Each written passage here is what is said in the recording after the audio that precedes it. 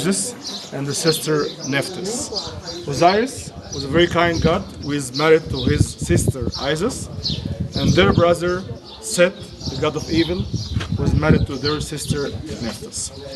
God Set, he became jealous of his brother Osiris. He wanted to get rid of him. He made a big banquet hall, a lot of food and drink, invite everybody to the banquet hall, and at the end of the party, he offered a very nice sarcophagus made of gold, inlaid with precious stones. He said that anybody will fit inside the sarcophagus will take it for himself. Everybody was trying, everybody tried to get fit, nobody could fit inside the sarcophagus. Of course, it was a turn of his brother. Osiris, of course, was the same size like his body. Once he laid down the sarcophagus, he closed it with a cover, with a lid, and he threw it to the Nile River. The Nile took all the way till Syria. Was stuck, of course, in mythology. The Nile doesn't go to Syria, but mythology. And you have different stories about the story of Osiris, but I like this story.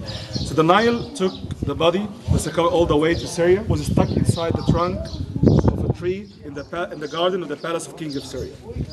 Goddess Isis, she was looking for the body of her husband. She was crying. From her tears, she made the delta of the Nile. She heard that the body is over there in Syria. She went all the way to Syria. She picked the king of Syria to give her the body of her husband. But he had an ill daughter. He asked her first to cure his ill daughter. She did so, and he gave her the body of her husband. She came back to Egypt with the body. She used her magic. She used her wings. She fanned air on him.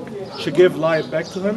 She made love with him, and she gave birth to the baby Horus, the falcon god. Once again, Set, the evil god, he found the body of his brother. He cut it into 14 pieces, distributed all over the country.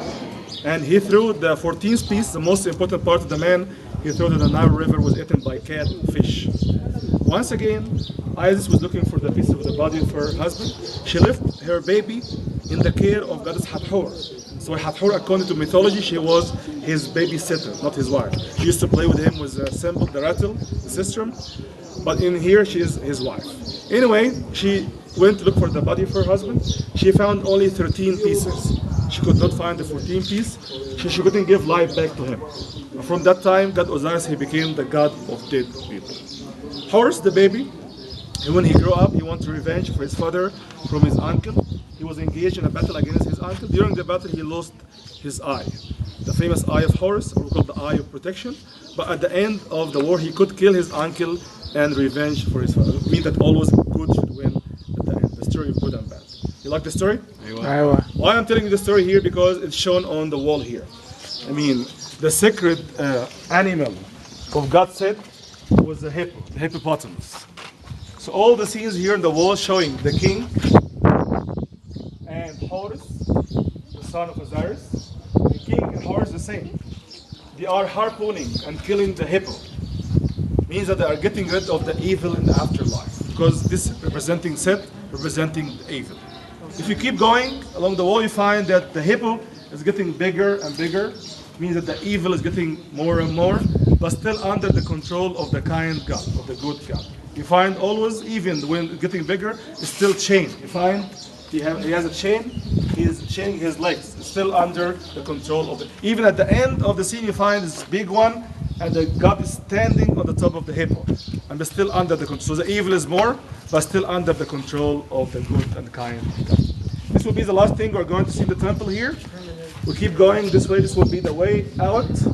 Now it is 2:40, so we have more than half an hour, like 3 times. 3:15, we'll meet at where the bus. Young girl, that story. So if you want to go back to the temple for photos, if you want to go shopping, same thing. Up to you. Just have a look at the scenes on the wall here. You find the scenes repeated.